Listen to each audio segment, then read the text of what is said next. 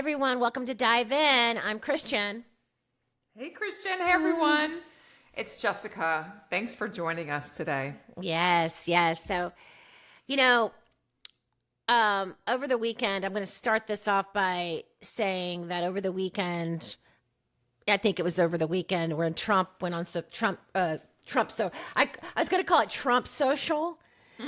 It might as well be, right? Okay. Yeah. It's Truth Social, which, as you know, that's the social media platform that Trump owns or owns a stake in.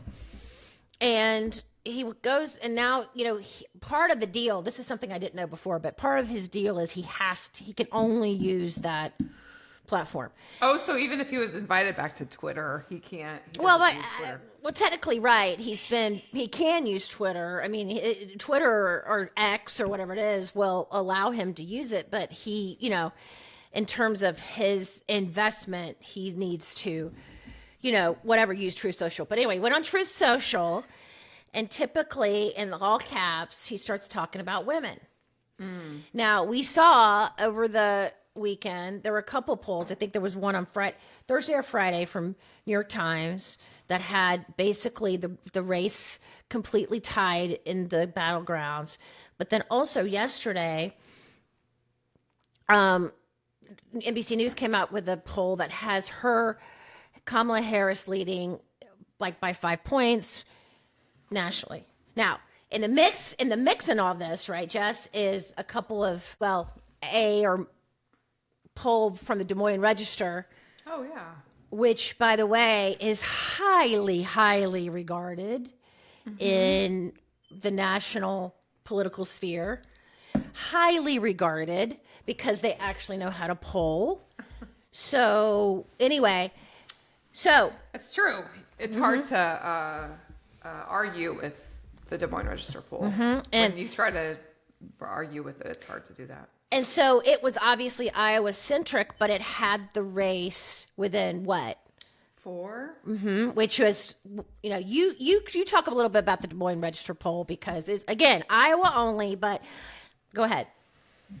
Okay, so I will admit, I'll just go back to the weekend. I didn't see Truth Social. We had a parade on which we saw a lot of political people, including got candy from the Trump folks. I said thank you, but Genevieve has other words that she only uses at home for Donald Trump, and gestures actually, which only used for Donald Trump and only used at home, which is I like to call indoctrination of our own sort.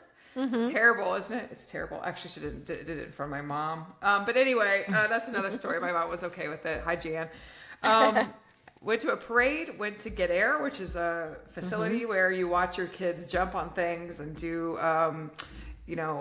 wire things and do climbing things. And then had 3 kids over after that. And then did laundry all day yesterday. I don't know. I didn't see any of it. So that is probably what happens to a lot of people. But I'll talk about the Des Moines Register poll a little bit, what I saw, which, by the way, my understanding in other internal polls tracks as well, where Kamala is down 4 points to Trump. The Republicans left RFK on the ballot purposefully. There's sort of talk about the fact that they want to mess with the libertarians who they get 2%. Anyway, so there's an interesting dynamic there because I think there's a ceiling right now for Democrats in Iowa, and she's not quite there, but she's close. And if RFK can get 7 or 8%, then Trump could be in trouble here, and no money is being spent here. The only Nebraska 2 bleeds over in the Omaha media market. If they're spending in northern or southern Minnesota, which I doubt, but maybe they are, for Waltz, then that bleeds over. There's just Wisconsin? volunteer. Yeah, no, in Minnesota. I assume they're spending in Wisconsin, which could as well. Good point. Probably not in Illinois or Missouri. So there's an interesting dynamic of like a vacuum where people are making their own decisions without a campaign, and that's where they're coming down, which doesn't surprise me. And the enthusiasm is less with men, more with women. I think this is in part because there's been an overreach through education by the governor here, as well as abortion has been banned in the last month or so. There's a 6-week ban here, which is a big deal. And the poll also shows that something like 59% of people are against the ban. Maybe that's what it shows, or 60-some percent. I have to go back and look. Sorry, my brain isn't in capacity today. And so I think, Kamala changes the dynamic here. Whether she can win or not, I can leave that up to other people to argue. I'm not sure she can. But what it does is it creates opportunities for the down ballot races that probably would not have the opportunity to be successful in a Biden-Trump situation. So it's really crazy, but good. And I want to point out that this is basically an about face in terms of where the race was with Biden at the top of the ticket, right? He was down 18%. Yeah. So anyway, so my his guys, fave on faves are really high. It's sort of sad in many ways, but I guess we're considered a red state. We like to hope we're purple. Yeah, and I don't think that anyone nationally, you would know this better than me, but would look at those polls. I think they look at, you tell me what they see it. They look at those polls and they say, oh, that's interesting. Hopefully it helps down ballot. I don't know, but could we win? I don't know. But I'm spending a lot of money in Nebraska too to win one electoral vote. So anyway. And it's a good question, because I do think that these polls reflect the importance of women and the woman vote. Okay. Yeah. And so not only do you have abortion on front and center, and in many cases on the ballot in some of these key states, but you have a woman at the top of the ticket. Now, we all know that women are just like any other group. They're not monolithic. They don't just vote for women because they're a woman themselves. You have to earn their vote like everybody else. You have to earn their vote. Okay. So Trump, back to Trump and this Truth Social business. So he's on, and he did this a little bit in 2020 because he was also bleeding the woman vote. I mean, ever since 2016, he's just been bleeding women in terms of votes. So, you assume that he's, everybody's saying the same polling. You assume that he's brought in his pollster, he's brought in his, campaign team that can help him, decipher this stuff. And they're saying, you got to do better with women, especially college educated. Okay. So this is how Trump handles this. He goes on Truth Social and starts telling women in all caps that that they were better off when he was president. And here's how they should think about abortion. Because abortion, he's going to fix it. And he's going to make life much better and more beautiful. He loves to use that word. And and women should just get it. So it was like the ultimate mansplaining bullshit, I'll let Maybe his concept of his healthcare plan will help him as well with women. Yeah, but that's interesting. I didn't see that. How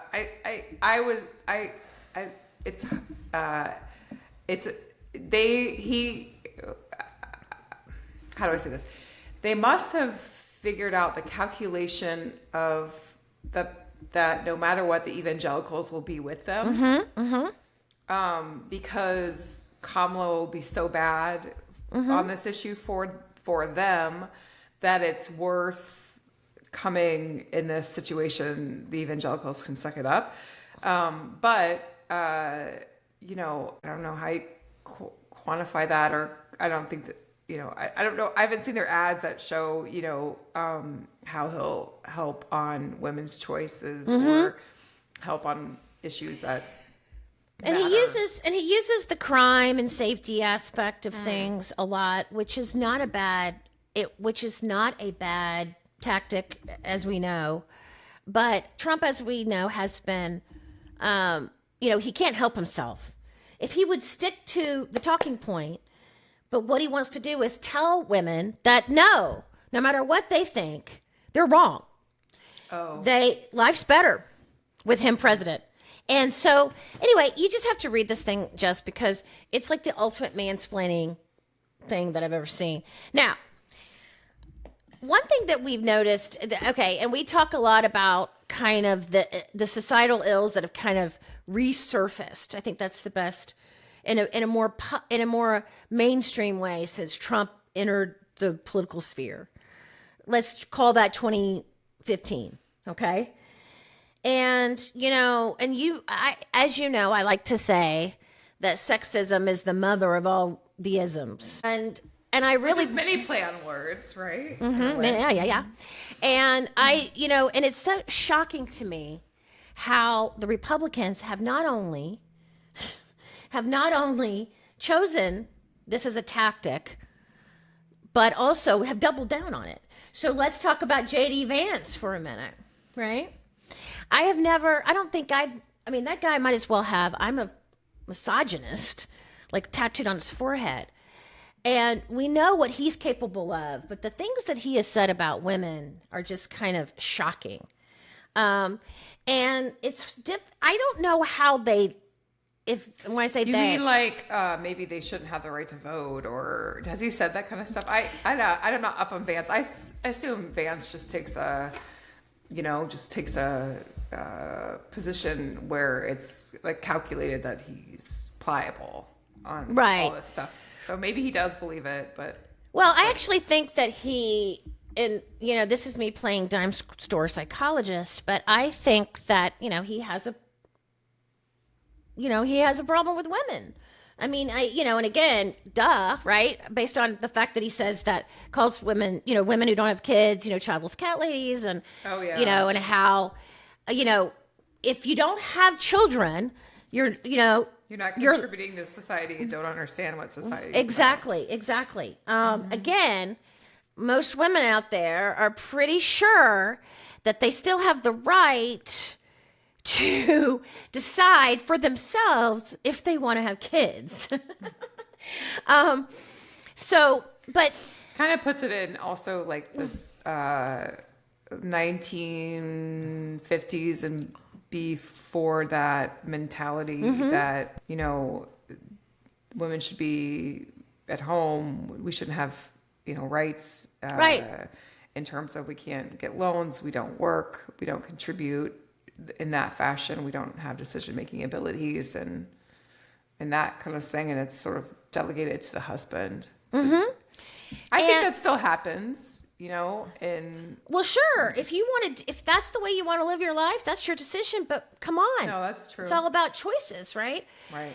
But isn't that scary? I mean, isn't that scary for people who are, maybe this is the same issue when you have conversations with people pre-Roe, when they lived that situation, and now we're in a situation where we, have a lot more abilities to have more freedoms or did than our mothers. And now our daughters do not, potentially. And, it creates this, like you said, these societal ills come out because they're given a platform. And then they give, particularly, I would say, voice to even say that. There was a time where you wouldn't even say that. Look, there was a time where we wouldn't even talk about abortion either. Right. Not in a positive way or in a choice way. I don't know that, I'm not saying that I don't want to go down that road for sure. But yeah, interesting. Well, and so here's my question to the MAGA folks is that why does it seem like that when we talk about making America great again, that increasingly includes women losing their individual rights? Because there always seems to be a play on that. Like, okay, if you're not going to have kids, I'm going to tax you more. This is JD Yeah. Vance. Okay. So what? But there's a marriage tax credit. I mean, Right? I don't get it. No, right. Absolutely. And that should be, I was. but you get a deduction for now, Genevieve. but previously, you have to say to yourself, I see what he's doing, but you have to say to yourself, I believe in, I believe in helping society, therefore I should be taxed, even though I don't use a school, whatever. Like, I see what he's saying. I see what he's doing, And yeah, but I just don't understand why it would work. Right.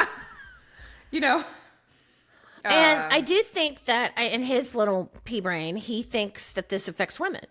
I mean, it does also affect men. And so, but I do think, this is some sort of, what's the word? It's some sort of retribution, some sort of, because you're not doing what you're traditionally made to do. But his wife doesn't do that. What? His wife isn't staying at home. I know. Right. I can't, everybody has their own ability to obviously make choices and have opinions. I know people who I love and care about that we have opposite opinions, but that would be a hard one. Yeah, that's a hard one to figure out. And I hate to do this, but he's like 39 years old and he's baked into this. Yeah.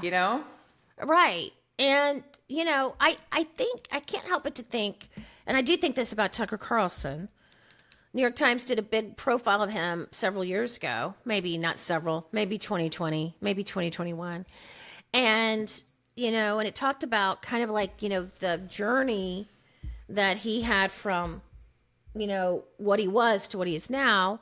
And for folks who don't know, I've known of Tucker Carlson. We've coexisted here in the in the DC political, whatever ecosystem for a long, long time. He's about my age. And I, dare I say, but he was just this normal guy. He cared about journalism. He had a flair for it. He had a curiosity, all the things that would make one successful at this. And then at some point he got radicalized, and we can sit there and talk about that, or you could read the New York Times story.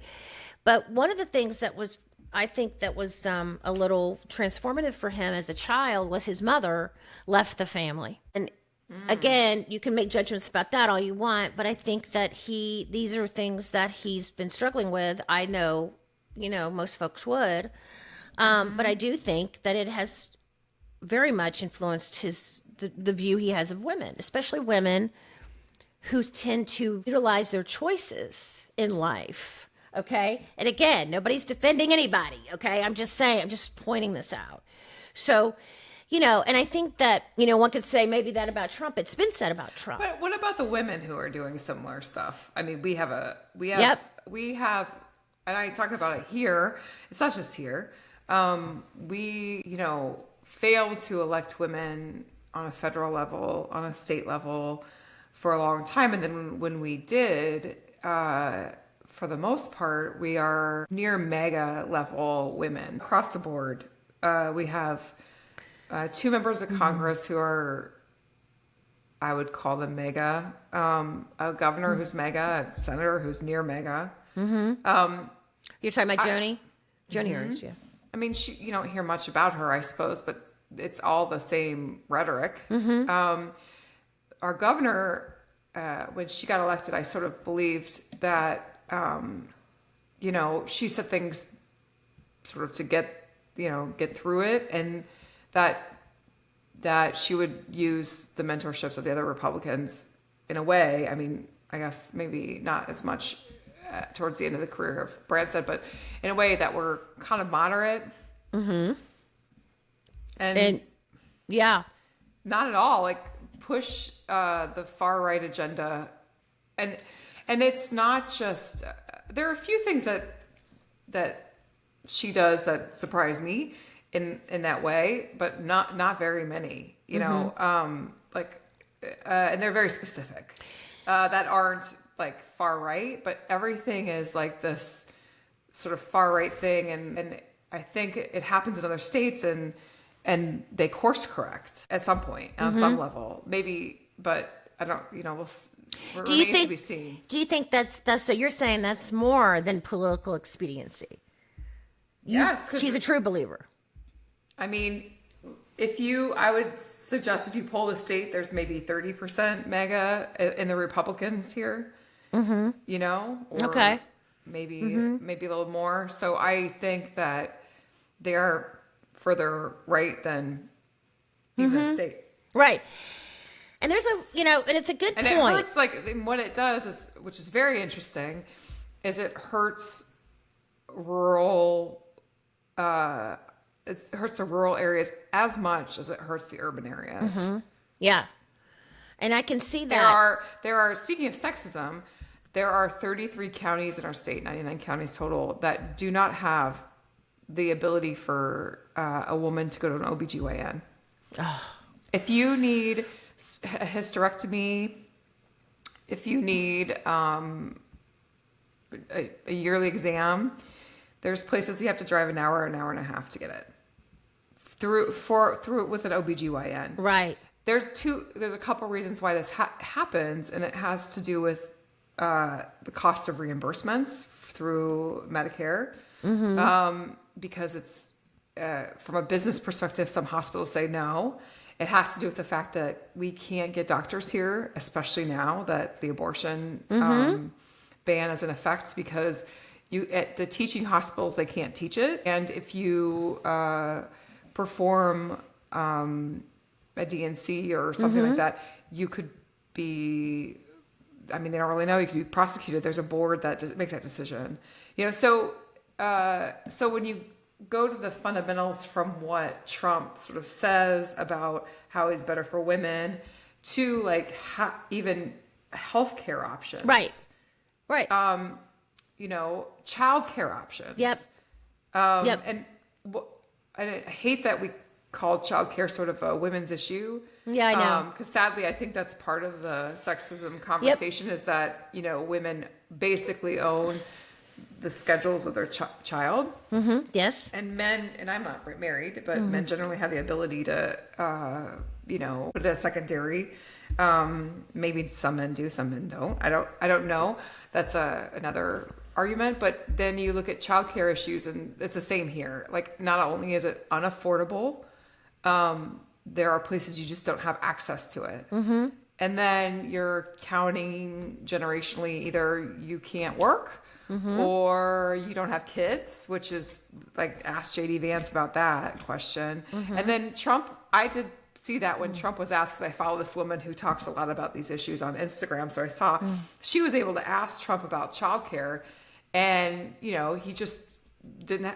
He just did the same thing. It's beautiful. We'll have it. In fact, and here is an issue. I'll add another issue. The Republican governors turned away here specifically $29 million in USDA staff funding for kids for food for the summer program. Turned away. Yep. And so you see this and you're like, I can't, it's hard to process it. Yes. And figure out what the actual, and then, on top of this, and I was like, my brain's not working today. I was listening to a podcast this morning when I was walking the dog, and Governor Wes Moore was talking about some of this stuff. And he had a very interesting take when he was able to sort of dissect his speech at the DNC even more. And basically what he said was the policies are so systemic that when there's all these promises about making people's lives better, a lot of people aren't able to attain those promises, or we don't carry out those promises. And therefore, there's a cynicalness about what even Democrats are able to do, or what they've done for people historically. Right. And so there's this we can't trust anyone situation, probably with a lot of women and people of color, because when you're trying to find a babysitter to go to your job and can't find one, no one's helping you. Nobody's helping you. When it costs $350 a week for your baby to go to a childcare after you have to go back to work after 6 weeks. And I think if you don't have kids, putting a 6-week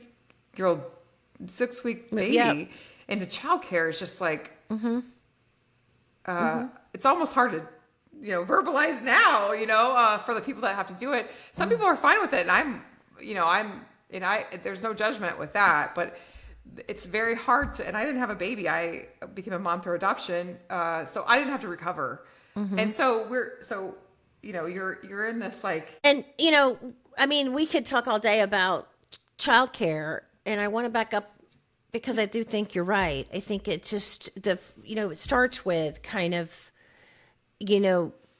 women being the folks that have to carry these burdens, so if you will. But like, Vance says about childcare, his response to childcare is grandparents, yeah, or aunts and uncles or whatever family. Well, as you know, Jess, my parents are dead and have been dead for a long time. Yep. Before I was pregnant, before I was married. And so, I had no choice. Right. And aunts and uncles, well, they had their own grandkids. Right. So, I had to figure it out. And I also think that most men, this is another thing that's been really shocking to me. I don't know why, but it's been shocking that most men, and I'm going to go out on a limb and say this, double down on it. Most men, so that means at least 51% of men do not know how reproduction works. They don't understand that, when you have a ectopic pregnancy, or this is, I don't know what they're thinking, but this is serious. This is a serious threat to your life. And that's why you have health professionals that kind of spring into action. There was a woman who just died, right? But I would argue that most states, a lot of states, our state included, pregnancy is not a safe situation right now. No. Especially if you're a Black woman. Right. It's scary in many ways. And you have to doubly make sure that your needs and you're listened to, and even in these situations where you assume that that's what's happening. I think that's where a lot of this stuff happens. You assume the best of people who are professionals, and there's just a lot of bias in our world. And there is, and especially when it comes to women. I've been surprised. I mean, and it's not just the rhetoric coming out of MAGA. It's kind of generally out there, and how, I'll give you another example. This was a while back, but I was listening to this podcast about a reproductive clinic in Connecticut, and it was associated with Yale University. So most of the folks that were there, it was a fertility clinic, and they were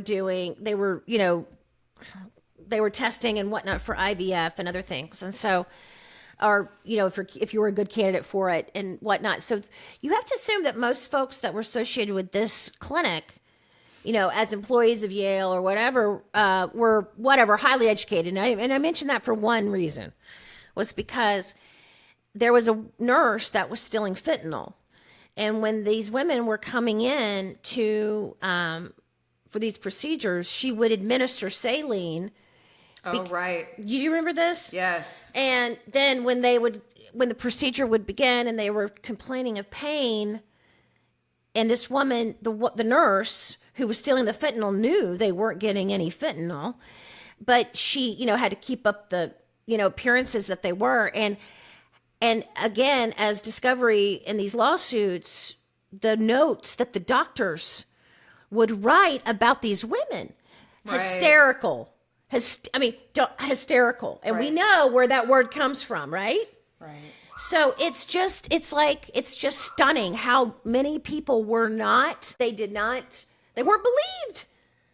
And then, of course, when it comes out that, the fentanyl was stolen. Anyway, it's just, we can go on and on. Well, I think the healthcare, we could spend a couple of minutes on this. I think the healthcare issue is massive. And maybe we can then switch to kind of like what we see in women who are running for office and how things go, maybe, and then probably wrap it up for folks. But the healthcare issue, I don't know what I was going to say. I had something very specific on the healthcare example that I wanted to give you. But about women running for office? No, but let's talk about that.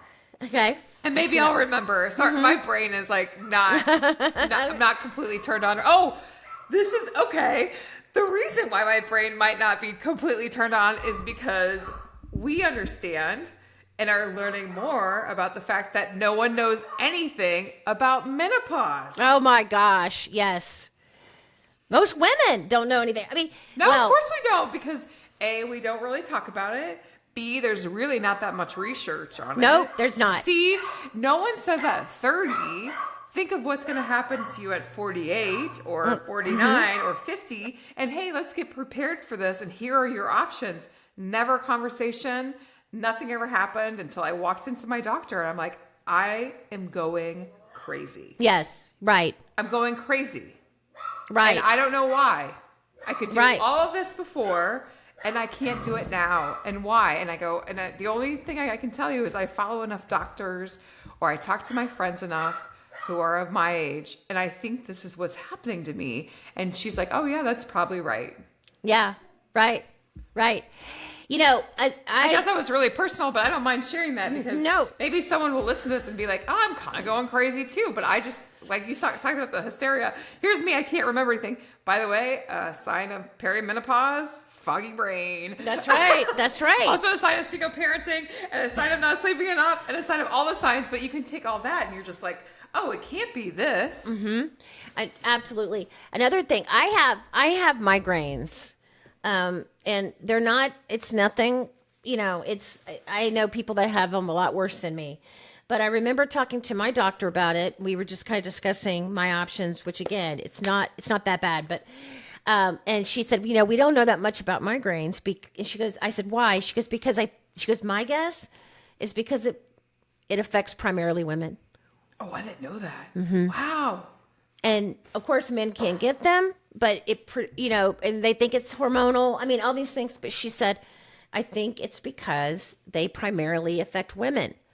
Now, we know as women, Jess, that we're conditioned to from the get-go to endure a lot of pain. And this goes back to my podcast about the women at the fertility clinic. They were, it had to be pretty bad for them to complain. Yeah. And when they did, they were told that they were being hysterical. And there was actually one doctor, a doctor who was undergoing the treatments, a physician herself, a medical doctor, and she told them during the procedure, she said, I'm not getting any pain meds. I'm getting saline. I can taste it. And they still didn't believe her. And this is not political.